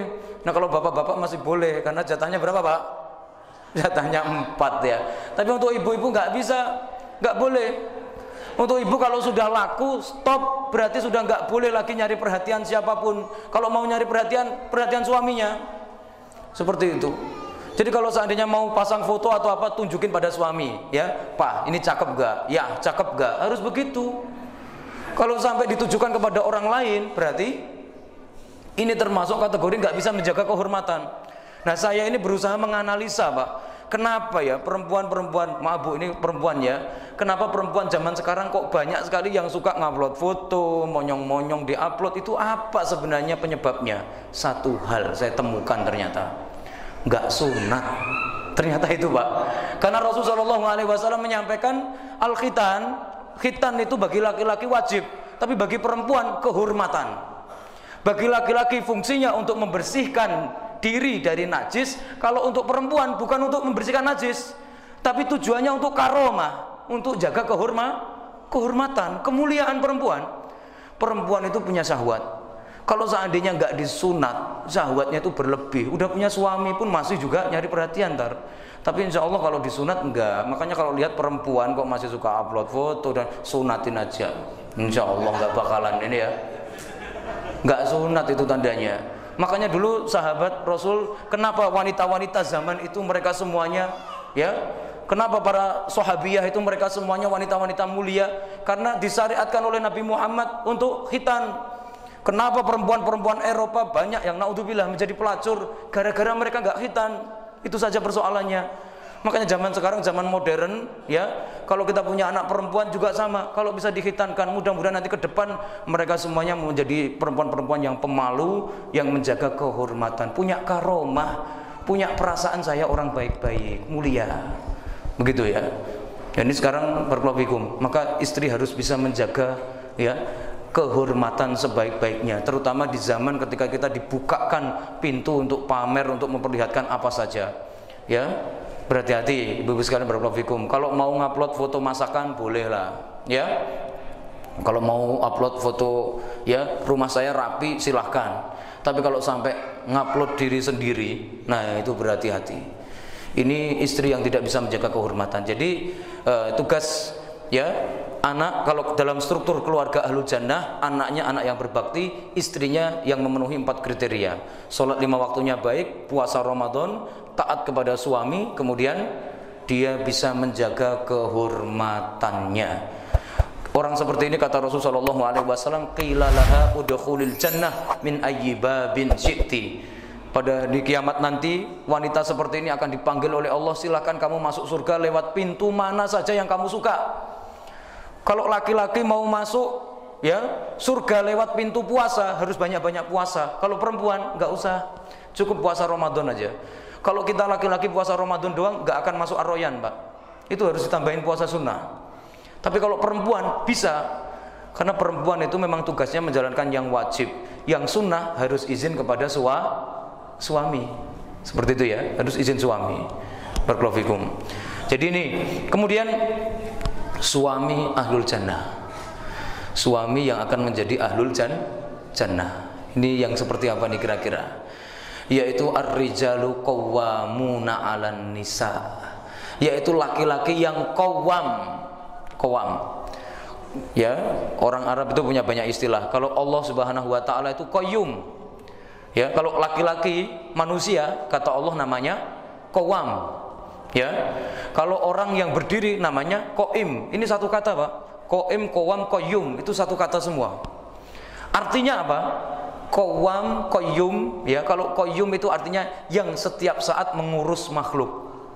Allahu la ilaha illa huwal hayyul qayyum. Dialah Allah, tiada Tuhan selain Dia, ya, yang senantiasa hidup dan terus-menerus mengurus makhluk. La ta'khuduhu sinatun wala naum, yang enggak ngantuk dan enggak tidur. Allah Subhanahu wa taala disebut qayyum karena setiap saat, setiap waktu ngurusin makhluknya. Jadi Allah disebut qayyum gara-gara ngurusin makhluk. Setiap saat ada orang minta pada Allah, setiap saat ada orang berkebutuhan kepada Allah. Allah yang ngurusin semua, Pak. Makanya Allah disebut qayyum. Allah Subhanahu wa taala menahan langit biar enggak jatuh. Itu Allah itu, ya. Allah Subhanahu wa taala matahari setiap hari selalu terbit, ya. Tenggelam, terbit, tenggelam, itu juga Allah Subhanahu wa taala yang mengatur perputaran bumi dan lain-lain, semuanya Allah. Termasuk angin yang berjalan, semuanya dengan izin Allah. Yang ngatur Allah. Makanya Allah Subhanahu wa taala itu qayyum. Allah Subhanahu wa taala kullu yaumin huwa fi sya'n. Setiap hari Allah selalu sibuk, ya. Jadi Allah enggak pernah nganggur. Allah Subhanahu wa taala selalu dalam kegiatan, dalam aktivitas, selalu dalam keadaan, ya, dalam keadaan melakukan sesuatu. Kemudian yang selanjutnya, suami kategorinya qawwam. Qawwam ini ada beberapa rukun yang penting. Yang pertama, suami Ahlul Jannah itu suami yang menghidupi anak istrinya. Berarti kita sebagai laki-laki tuntutannya kerja mati-matian, keras untuk menghidupi anak dan istri. Itu tugas seorang laki-laki yang pertama kalau mau masuk surga. Kalau sampai ada laki-laki leha-leha di rumah, istrinya yang harus, ya, kesana kemari banting tulang untuk mencari rezeki, hati-hati, suami seperti ini dalam bahaya. Karena yang dibebani oleh Allah untuk memberikan nafkah adalah suami, ya. Maka qawwam itu yang pertama asasnya apa? Dia adalah laki-laki yang memberi nafkah, ya. Ar-rijalu qawwamuna 'alan nisa bima faddalallahu ba'dhum 'ala ba'din wa bima anfaqu min amwalihim. Ya. Allah Subhanahu wa taala menyampaikan bahwa laki-laki itu harus qawam. Qawam itu seperti apa? Karena dia punya kelebihan, karena dia bisa menafkahi keluarga. Kalau di Indonesia nafkah standar itu berapa harus dihitung. Anaknya berapa harus dihitung. Itu tugasnya laki-laki. Ya, sekali lagi jangan sampai istri kita keluarkan dari rumah untuk keperluan nafkah. Karena kalau seperti itu kita telah ya menyelisihi akad kita dalam pernikahan. Ya, saya terima nikahnya ini dan ini itu plus kewajiban-kewajibannya. Ya, kewajiban memberikan sandang, pangan dan papan. Jadi nafkah. Yang kedua, ar-riayah. Riayah itu artinya gembala, Pak. Ya. Kalau yang namanya gembala itu berarti gimana, Pak? Tugasnya seorang penggembala. Kalau ada kambing digembalakan, ada yang mau menyimpang, diarahkan. Ya. Kalau seandainya ada yang mau lompat ke pagar orang, ditarik. Begitu ya? Seperti itu. Kalau seandainya ya, saat kita gembala ada yang susah diajak pulang, maka dipaksa. Kalau perlu pakai cambuk biar takut mau pulang. Tugasnya suami di rumah itu riayah. Ini tafsir As-Sa'di ya. Jadi yang pertama itu nafkah, yang kedua riayah. Tugasnya apa? Ngurusin dan gembala keluarga. Jangan sampai keluarga kita ngawur. Makannya apa juga sama, harus diberitahu. Ya, jangan sampai makan yang tidak layak. Kita gembala kambing, kalau sampai kita ini nggak mengurusi makanannya, itu makan apa aja loh Pak nanti Pak. Ya, kita taruh di pinggir kebun kacang, kacangnya habis ntar. Ya, gara-gara kita nggak peduli, nggak serius dalam menggembala. Ya, istri kita juga begitu. Kita riayah, anak kita juga sama. Kita berikan benar-benar perhatian ekstra terhadap mereka. Yang selanjutnya himayah. Tugas suami itu adalah melindungi keluarga. Melindungi. Jadi kalau seandainya istri lagi diancam orang, Pak, itu tolong sebagai suami maju. Jangan sampai ya malah suaminya sembunyi ya di belakang istrinya. Udah mah kamu aja yang maju mah, saya nggak berani ya. Ini suami-suami seperti ini nggak punya tipologi qawam ini, nggak layak ini disebut qawam. Suami ya harus belajar pemberani. Siap jadi suami, nanti kalau ada masalah anak atau istrinya dicelakakan oleh orang, dia harus melindunginya. Himayah, harus menjadi himayah. Ya, harus bisa menjaga keutuhan dan juga menjaga keselamatan keluarga. Ya, kalau sampai ada yang ngata-ngatain jelek, dia sebagai suami juga harus melindungi. Ya, itu tugasnya. Seperti itu. Kemudian yang selanjutnya adalah at-tarbiyah. Tugas suami yang qawam, ya, kalau mau masuk surga, maka kewajibannya adalah mendidik anak dan istrinya. Anak-anaknya dididik sebisa mungkin mengenal Allah, mengenal Rasul. Ya. Kemudian istrinya juga sama, dididik untuk mengenal Allah, mengenal Rasul. Kalau seandainya ini sudah terwujud, maka insya Allah ini suami sudah bisa disebut sebagai suami yang qawam. Ya. Nah, jemaah sekalian yang dimuliakan Allah Subhanahu wa taala, kalau dalam keluarga ada anak seperti ini, ibu yang seperti ini, dan ayah yang seperti ini, siap-siap insya Allah nanti masuk surganya bareng-bareng. Makanya kita membaca doa terus, Rabbana hablana min azwajina wa dzurriyyatina qurrata a'yun. Kita mohon pada Allah, ya Allah jadikanlah aku pemimpin yang paling baik, yang rakyat yang aku pimpin juga baik-baik. Jangan sampai kita melakukan hal-hal yang salah dan keliru. Jamaah sekalian, barakallahu fikum. Allah Subhanahu wa taala membebankan beban berat untuk ngurusin keluarga kepada suami. Makanya di dalam hadis Rasulullah sallallahu alaihi wasallam menyampaikan, ya, innallaha, sesungguhnya Allah Subhanahu wa taala idza star'a, apabila telah menunjuk abdan, seorang hamba menjadi seorang pemimpin. Ya. Famata yauma yamut, kemudian hamba tersebut ditunjuk jadi pemimpin, saat dia mati dia tidak menjalankan amanah, tidak menjalankan tugasnya, maka kata Rasulullah sallallahu alaihi wasallam, lam yajid raihatal jannah, dia tidak akan mencium baunya surga. Seorang bapak yang tidak amanah maka tidak akan mencium baunya surga. Kata Syekh Utsaimin barakallahu fikum, termasuk dalam kategori bapak yang tidak bertanggung jawab atau bapak yang tidak peduli dengan keluarganya. Yang seperti apa itu? Contohnya, beliau menyampaikan kalau ada bapak dia sengaja ke rumah membawa video yang di dalamnya ada adegan-adegan gak senonoh, akhirnya anak-anaknya juga ikutan menonton. kategorinya nggak akan mencium bau surga. Ya. Kemudian kalau seandainya ada orang tua di rumah sengaja dipajang, sengaja dia beli alat musik sehingga anaknya di rumah mainan musik, itu juga sama. Kalau ada orang tua beliin baju anak, baju yang nggak menutup aurat, sama. Berhati-hati. Kita sebagai orang tua, kalau seandainya Allah sudah menunjuk kita jadi orang tua, maka kita semuanya harus bertanggung jawab untuk ya mendidik generasi kita agar mereka semuanya menjadi generasi yang selamat. Kalau kita tidak menjalankan amanah itu, maka famata yauma yamutu wa huwa ghashin. Kalau sampai mati kita belum menjalankan amanah, menyia-nyiakan amanah, maka kita akan meninggal dunia dalam keadaan tidak akan mencium baunya surga. Naudzubillah. Ya. Kemudian yang selanjutnya Allah Subhanahu wa taala juga menyampaikan di dalam Al-Qur'an tugas laki-laki, ya ayyuhalladzina amanu qu anfusakum wa ahlikum naro, jagalah anak dan istrimu dari api neraka. Ya. Bagaimana caranya? Yang pertama, carikan nafkah yang paling baik. Makanya dulu para salaf itu Pak, kalau seandainya suaminya mau pergi kerja, istrinya bilang, wahai suamiku, carikan aku nafkah yang terbaik. Kami bisa menahan perihnya lapar, tapi kami nggak bisa nahan nanti kalau perihnya disiksa di neraka. Pokoknya carikan nafkah yang paling bersih, paling baik. Maka suami yang baik akan mencarikan nafkah seperti itu Pak. Jangan sampai yang penting pulang bawa duit gitu ya. Bukan hanya itu keperluannya, kita nyari duitnya gimana caranya, itu juga penting.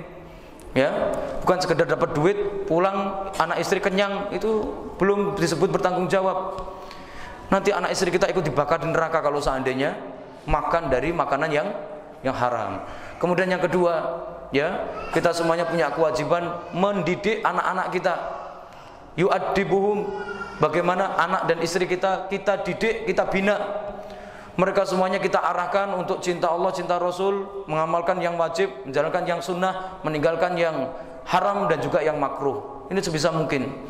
Ya, kalau bisa ini ya, suami istri bekerja sama, bagaimana rumah tangga suasananya kondusif. Ya, selalu ada amal soleh setiap hari, amal bersama, bareng-bareng.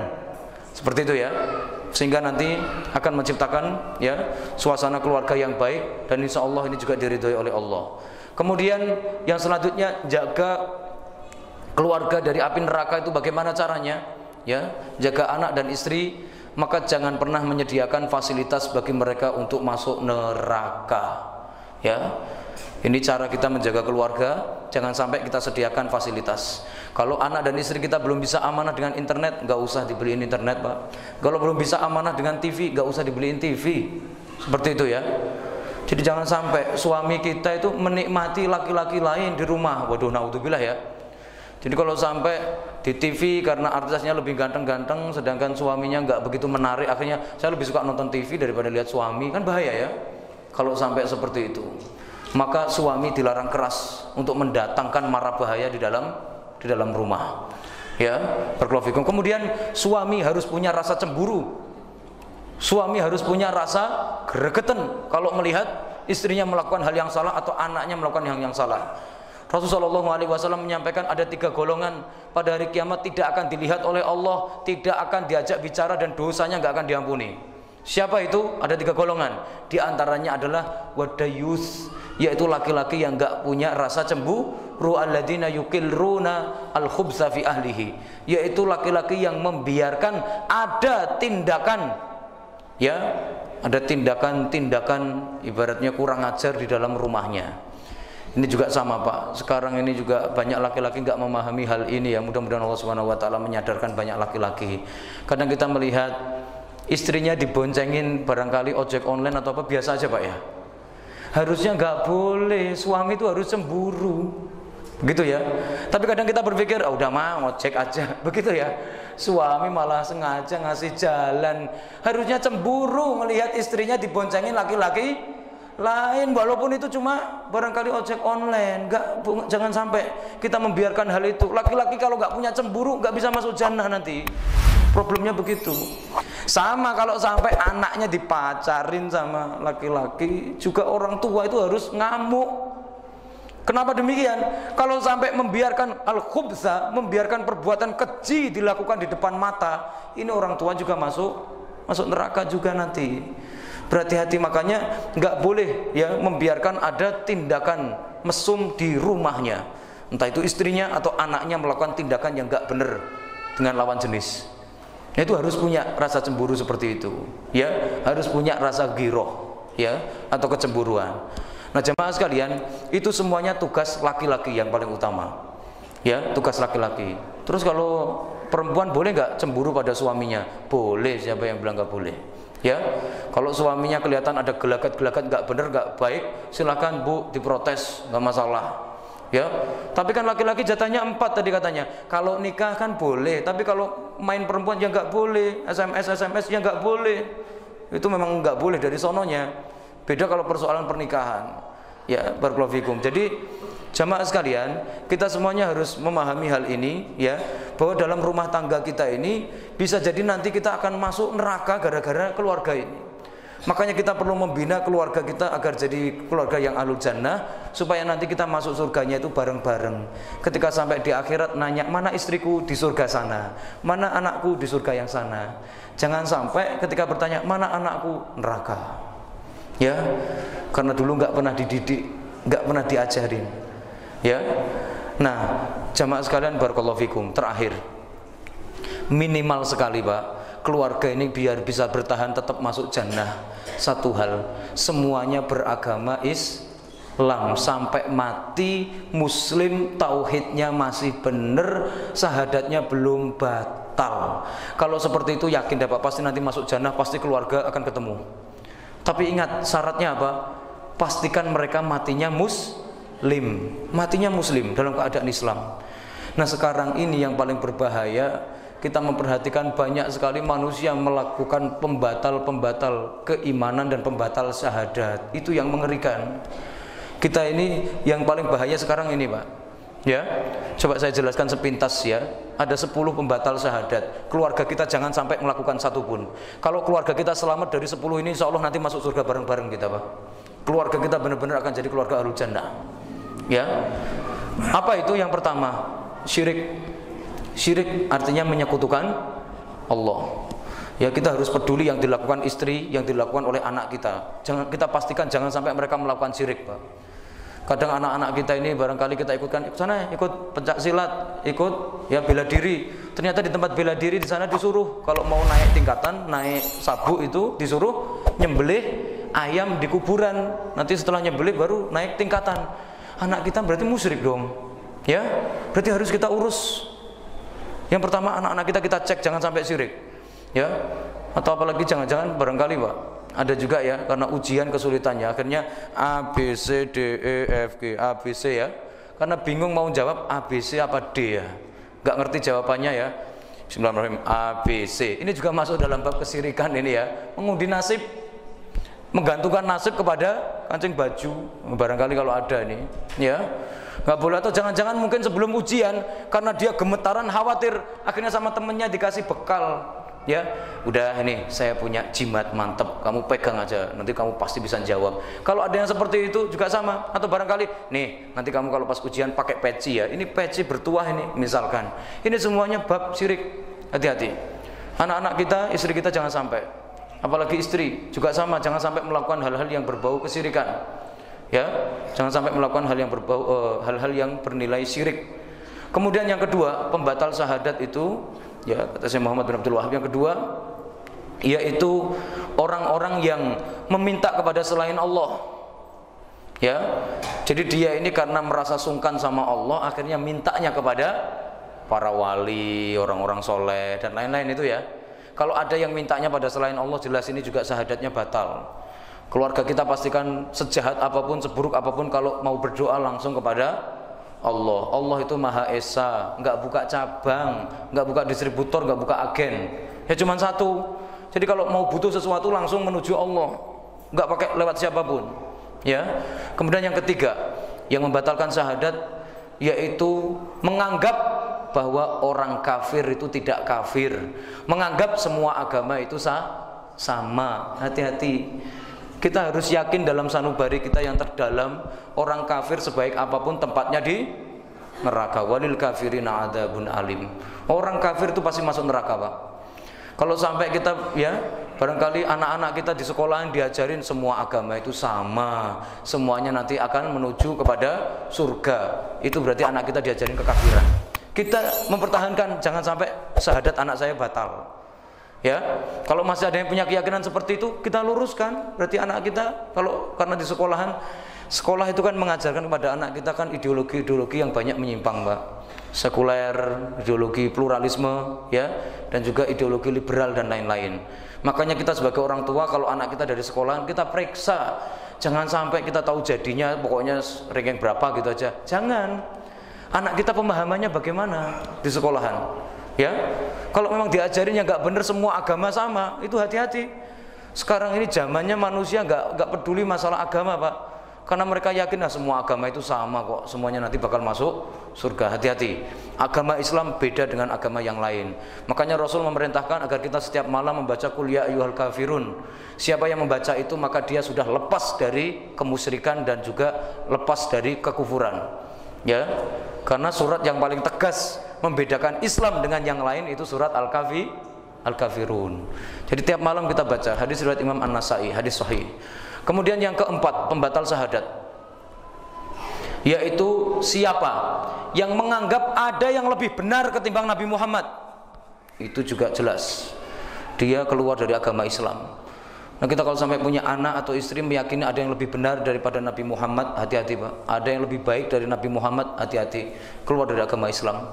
Manik taqoda anna hadiah ghairin nabiyyi ahsan. Siapa yang punya keyakinan bahwasanya tuntunan selain Nabi Muhammad itu lebih mantap ketimbang Nabi Muhammad, ya, berhati-hati, barakallahu. Ya, kadang kita seringkali melihat, ya, nggak ada negara yang lebih bagus melebihi negara yang dipimpin dengan sistem demokrasi. Nggak ada, Pak. Demokrasi itu kan buatan orang kafir, Pak. Itu kan asalnya dari Barat. Ya, kok kita bisa bilang Islam aja nggak punya dan lain-lain? Emang Islam melarang kita, nggak mengajarkan seperti itu, ya. Kalau sampai ada orang menganggap ada yang lebih baik dari tuntunan Islam dalam masalah mengurus negara, keluar dari agama Islam. Islam ini yang paling baik, yang paling bagus. Kemudian yang selanjutnya, barakallahu fikum, yang membatalkan syahadat itu apa? Ya, man kariha syai'an mimma ja'a bihi Rasul. Siapa yang benci tuntunan Rasulullah. Ingat, ini zamannya manusia suka menjelek-jelekan ajaran Rasulullah. Bapak-bapak dan ibu-ibu sekalian, kalau seandainya di Indonesia diterapkan potong tangan, kira-kira komentar kita gimana, Pak, Bu? Sadis apa enggak? Jangan bilang sadis, ini syariat ini, ya. Ini tuntunan Nabi Muhammad. Kalau sampai motong tangan bagi pencuri kita sebut sadis, keluar dari agama Islam kita. Kenapa?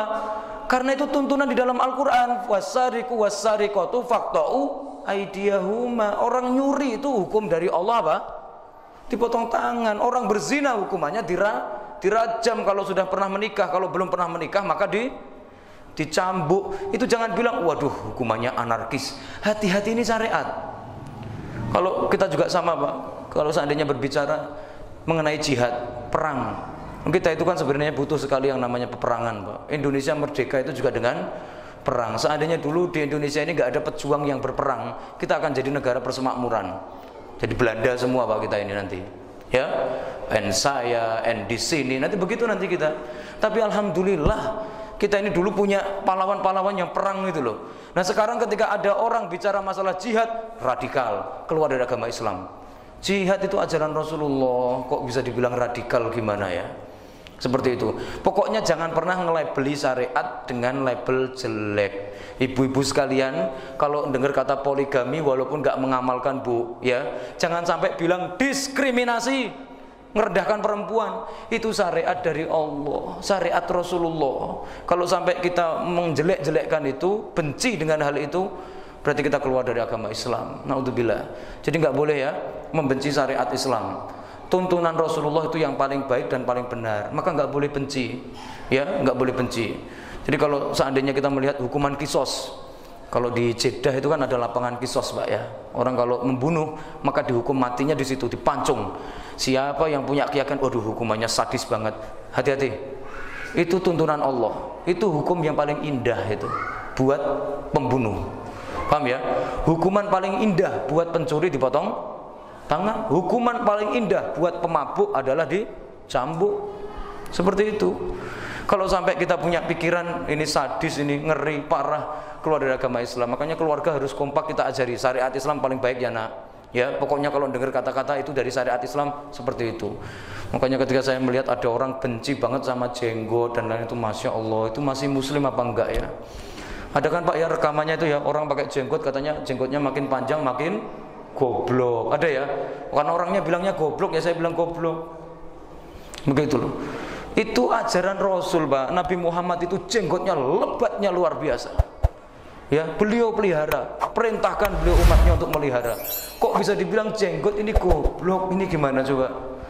Ya, di mana imannya? Ini ajaran Nabi Muhammad, benci banget sama orang berjenggot. Ada apa? Kebencianmu pada jenggot ya? Rasulullah itu mengajarkan itu. Ya, berhati-hati. Banyak sekali syariat yang seperti itu dilecehkan, dihina-hina, dibenci oleh orang Islam sendiri. Ini kalau seandainya orangnya nggak tobat sampai mati, saya curiga nanti nggak masuk jannah orang-orang ini. Ya, nggak boleh menstigma negatif syariat Islam. Jadi silakan Pak, kalau itu dari syariat diterima, belajar mencintai syariat. Karena syariat itu dari Allah pasti baik, pasti membawa kebaikan. Kemudian barakallahu fikum. Yang selanjutnya, man istahza'a syai'an min dini Rasul, siapa yang menistakan ajaran Rasulullah. Ya, siapa yang berani menghina dan melecehkan agama Islam, entah melecehkan Allah, melecehkan Rasulullah atau melecehkan syariat. Hati-hati. Kita beberapa waktu lalu mendengar Pak ya, ada yang bilang suara keroncong, apa namanya, musik keroncong itu jauh lebih indah ketimbang suara adzan. Ada ya? Itu keluar dari agama Islam tuh, yang seperti itu. Tapi orangnya masih mau dibilang muslim, ya biarin. Secara hukum nggak perlu ya pakai acara kumpul-kumpul peresmian kok ya. Keluar dari agama Islam itu ya kalau orang melakukan pembatal keluar, begitu. Nah, saya nggak mengajak mengkafirkan orang, tetapi kita jangan melakukan karena itu kekafiran. Bisa membuat kita keluar dari agama Islam. Keluarga kita kalau nggak melakukan ini Pak, insya Allah nanti kita bertahan sampai surga. Tapi kalau ada yang melakukan satu saja, berhati-hati. Kita melihat bahwasanya ada yang bilang ya, dia menyampaikan bagi orang Indonesia pakai konde itu lebih terhormat daripada pakai cadar. Itu hati-hati juga. Ya, seperti itu. Kita berhati-hati, syariatnya Nabi Muhammad jangan pernah dilecehkan. Ya, dan melecehkan agama ini paling berat Pak. Disebutkan dalam tafsir Ibnu Katsir. Pada waktu itu para sahabat pulang dari sebuah peperangan Pak. Orang-orang munafik di pinggir jalan lagi ngerumpi, melihat para sahabat lewat, mereka ngobrol sambil ketawa-tawa. Lihat itu, lihat ya, dia itu. Lihat coba, mereka tuh lihat kalau perang pengecut, perutnya buncit-buncit, kalau ngomong ngibul, begitu Pak. Sahabat begitu kan? Ya, ma ra'aitu mithla qurra'ina hadza. Ya, mereka menyampaikan ya, pokoknya ini nih sahabat-sahabat Nabi ini orang-orang nggak beres semuanya. Kalau ngomong suka ngibul, kalau perang pengecut, kalau urusan makan nomor satu, rakus-rakus perutnya buncit-buncit. Setelah itu dilaporkan pada Rasulullah, Rasulullah mereka menghina sahabatmu. Pada waktu itu Rasul menyampaikan, ya, turun firman Allah surat At-Taubah, qad kafartum ba'da imanikum. Mereka berarti sudah murtad, kafir. Mereka minta maaf Pak. Datang pada Rasulullah sampai mereka ya gelendotin untanya Rasulullah, datang kesandung-sandung mau minta maaf. Wahai Rasul, tadi cuma gurauan kok, cuma guyon, ya, cuma main-main. Rasul menyampaikan enggak, kalian udah kafir, udah kafir. Jadi menghina agama Islam, hati-hati. Kita punya keluarga, dijaga anak kita ini karena kadang sekolah kita nggak ngecek pergaulan, ketemu siapa di sana, dapat pendidikan dari mana. Hati-hati Pak. Jangan sampai sekarang ini zamannya banyak kata-kata yang mengerikan, artinya mengerikan juga. Ya, berkembang kita nggak tahu itu sebenarnya artinya apa. Kalau artinya kekufuran kan bahaya, gitu ya, artinya kekufuran. Kemudian yang selanjutnya adalah as-sihru, sihir. Sihir termasuk juga masalah perdukunan, masalah ramalan. Hati-hati juga ya. Ini ya, manusia itu kadang untuk menyelesaikan masalah, kadang kalau menunggu ya bantuan dari Allah nggak sabar Pak ya. Pengen cepet akhirnya pakai sihir. Ya, entah itu dengan pelet ya, entah itu barangkali dengan ya ajian pemisah atau mungkin dengan tenung ya dan lain-lain. Itu semuanya pokoknya ya, itu namanya adalah sihir. Siapa yang melakukan itu telah kafir. Ya. Kemudian yang selanjutnya ini lebih mengerikan lagi, mudhaharatul musyrikin wa muawanatuhum 'alal muslimin. membantu orang kafir atau orang musyrik dalam memusuhi orang Islam. Ini hati-hati, kita sebagai orang Islam jangan sekali-kali pro sama orang kafir dan orang musyrik. Pokoknya kita harus selalu pro kaum muslimin. Sekarang ini muncul manusia-manusia sok bijak. Siapa yang membantu orang kafir walaupun dengan satu kata saja keluar dari agama Islam. Wa may yatawallahum minkum fa innahu minhum. Siapa yang pro kafir, dia kafir. Itu Allah. Jadi kalau dengar berita di Xinjiang, di Cina, ya, di sana itu ada Muslim Uighur yang lagi dimusuhin Cina, nggak usah sok bijak nanya-nanya yang salah siapa, nggak usah, karena itu Muslim sama non Muslim, kita bela Islam, pokoknya begitu.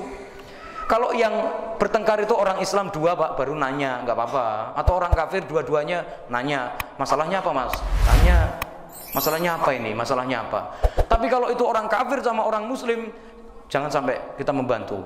Saya melihat di Indonesia ini ada ya, pada waktu itu ditanya tentang tentang Uighur, bagaimana di sana itu, katanya ya pantas lah kalau pemerintah Cina itu membantai mereka. Kok pantas ya?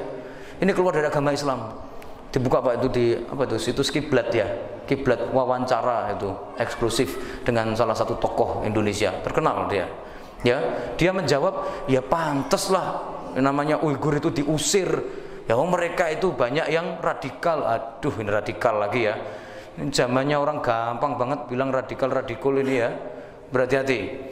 Kemudian kalau mendengar berita Muslim Myanmar, ya diarahkan mereka diusir dan hampir dihabisi oleh pemerintah Myanmar, nggak usah nanya pak yang salah siapa, karena yang satu Muslim, berarti kewajiban kita adalah pro yang Muslim. Kalau sampai kita ya pantas kalau seandainya ya pemerintah Myanmar itu marah, loh orang Myanmar begitu sih Muslimnya, keluar dari agama Islam. Orang Muslim kok melihat saudaranya dihabisi kok malah belain yang kafir. Gak usah sok bijaksana kita dalam hal ini. Kita kewajibannya bela umat Islam, kewajiban. Jadi jangan sampai nolongin orang kafir. Kayak Hamas sama umat Islam di Palestina sama Israel, itu nggak usah sok bijak datang ke sana yang salah siapa. Itu juga sama, keluar dari agama Islam. Kita kewajibannya melihat orang Islam sama orang kafir itu bermusuhan, belain orang yang Islam. Kalau andainya ada masalah nanti kita benerin ya saudara kita yang Muslim. Tapi tetap pro Islam ini adalah akidah terdalam kita. Ya, anak-anak istri kita harus kita ajarin begitu pak. Kalau lihat acara di TV itu Muslim Myanmar, itu Muslim, kita kasih tahu ya Allah kasihan mereka ya Allah tolong mereka. Ya, jangan sampai nanti komentar-komentar jelek muncul. Ya pantas ya kalau Cina akhirnya begitu. Lah Muslimnya begitu. Hati-hati. Muslim sejelek apapun mereka adalah saudara kita. Kemudian yang ke-9, nah ini lebih ngeri lagi nih kayaknya dia. Jangan-jangan batal semua nanti ini syahadatnya ya. Yang ke-9 itu adalah siapa yang meyakini boleh tidak bersyariat, man taqada anna ahadan yasa'ahu al-khuruj an syariati Muhammad. Siapa yang punya keyakinan ada yang boleh nggak bersyariat itu keluar dari agama Islam, Pak. Ya, kita harus yakin seyakin-yakinnya keluarga kita wajib bersyariat. Indonesia wajib bersyariat. Jangan sampai kita berpikir, nah itu kan apa namanya Pak ya? Banyak orang kadang berpikir Indonesia kan Bhinneka Tunggal Ika, emang nggak bisa bersyariat. Wong syariat itu untuk orang Islam, bisa diterapkan di negeri kita. Kalau sampai ada yang bilang syariat Islam nggak cocok di Indonesia, ini keluar dari agama Islam juga, Pak. Ya, kok bisa-bisanya bilang syariat Islam nggak bisa diterapkan? Negara Indonesia serumit apa coba? Kita sudah pernah menguasai 3/4 dunia, kok bisa dibilang nggak bisa ya memimpin dunia dengan syariat. Ya, kitab Al-Quran yang Allah turunkan ini berlaku sepanjang zaman. Ya, sekarang pun mau kita praktekkan di Indonesia bisa dibimbing oleh para ulama, nanti ini akan menjadi kemakmuran. Ini akan menjadi sumber keberkahan Indonesia. Nah jadi jangan sampai kita punya keyakinan boleh nggak bersyariat. Ini sebenarnya ditujukan oleh Syekh Muhammad bin Abdul Wahab kepada orang-orang yang penganut thariqat, Pak. Ada beberapa aliran thariqat itu meyakini kalau sudah level makrifat nggak wajib sholat, nggak wajib bersyariat. Nah tapi di sini kita bawa juga termasuk dalam kehidupan kita, kalau sampai kita punya keyakinan orang Islam nggak wajib bersyariat, maka hati-hati, ya keluar dari agama Islam. Yang terakhir, Ya, apa itu? Yang terakhir ini adalah al-i'radu an dinillah la yata'allamuhu wa la ya'malu bihi. Berpaling dari agama Allah, enggak mau belajar, enggak mau dikasih tahu. Dia ini dikasih tahu, itu namanya riba, enggak boleh, enggak riba-ribaan. Nah, hati-hati nih. Ya, kasih tahu. Tapi ini kan perintah agama, udah enggak agama-agamaan. Seperti itu ya. Udah jangan bawa-bawa agama ke sini dah. Ya, ini masalah ini jangan bawa agama. Ini berpaling dari agama Allah, Pak. Enggak mau dikasih tahu pakai agama, enggak boleh orang Islam begitu. Seandainya saya sedang bisnis sekalipun, lagi produksi, tiba-tiba ada orang datang, "Pak, ini produksi ini haram menurut syariat begini-begini. Emang dalilnya mana?" "Oh iya, harus saya terima." Jangan sampai, enggak usah bawa-bawa agama ke PT saya ya. Hati-hati.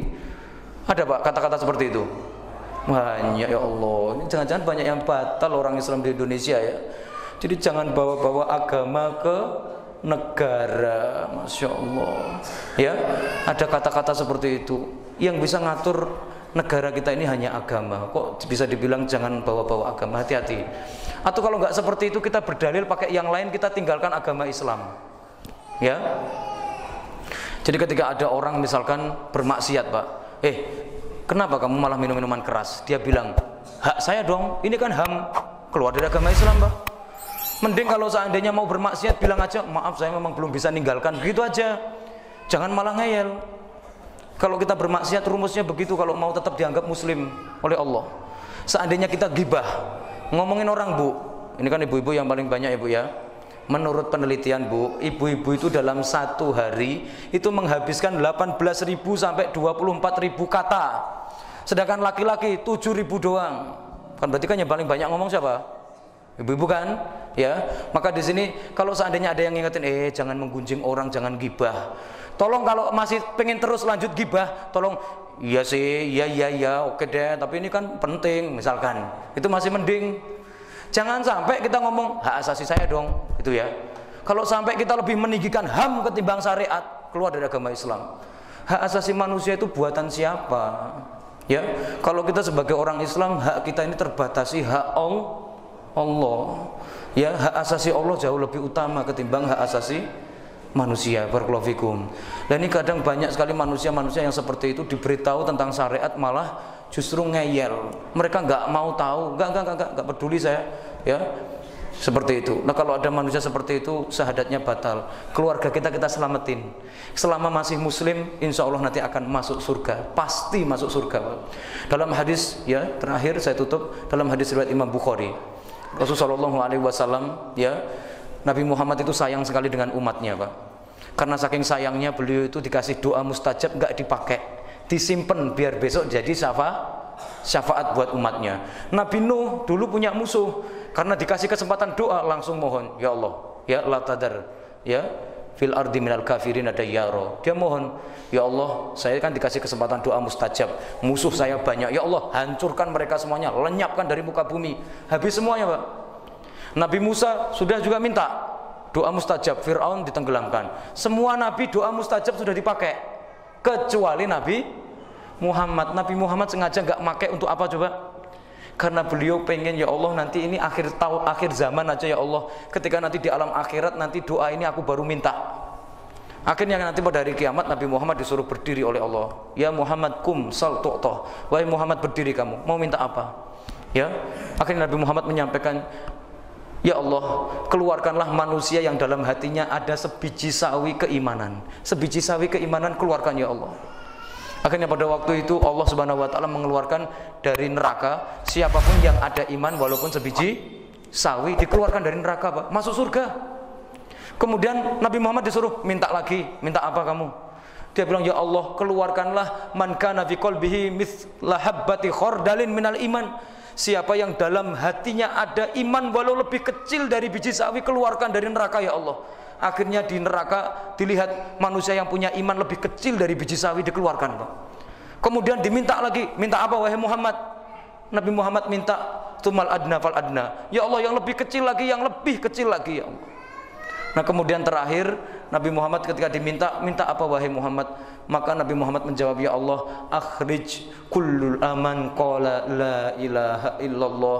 Ya Allah, keluarkanlah siapapun yang dulu pernah ngucapin la ilaha illallah sampai mati nggak batal. Walaupun amalannya minus nggak apa-apa, pokoknya dia nggak batal syahadatnya.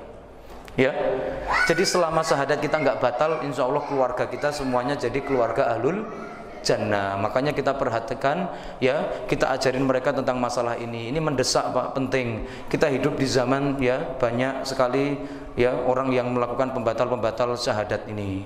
Dan pembatal syahadat ini jangan dikira ini ngarang, ini sudah disepakati oleh para ulama. Kalau mau mengkaji silakan. Ya, Ibnu Hajar Al-Haythami menulis buku Az-Zawajir. Dalam bab murtad beliau menyebutkan lebih dari 200 pembatal syahadat. Dalam kitab-kitab fikih bisa dibuka dalam kitab Riddah, bab pembatal syahadat. Dalam kitab-kitab akidah juga banyak, seperti kitab Nawaqidul Iman, Al-Qauliyah wal Amaliyah, kata-kata dan perbuatan pembatal iman. Ya, kemudian ada lagi Nawaqidul Iman Al-I'tiqadiyah, keyakinan-keyakinan pembatal iman. Nah, itu semuanya harus kita hindari supaya kita tetap bersahadat muslim sampai mati. Ya ayyuhalladzina amanu taqullaha haqqa tuqatih wa la tamutunna illa wa antum muslimun. Hai orang-orang yang beriman, bertakwalah kepada Allah dengan sebenar-benarnya takwa, jangan sampai mati kecuali dalam keadaan muslim. Jadi muslim saja deh. Ya, paling inti mungkin barangkali kita belum punya keluarga ideal, asalkan muslim berarti insya Allah selamat. Wallahu a'lam bishawab. كأجرحها فينا وذكراه تناغينا ألا أين الميامين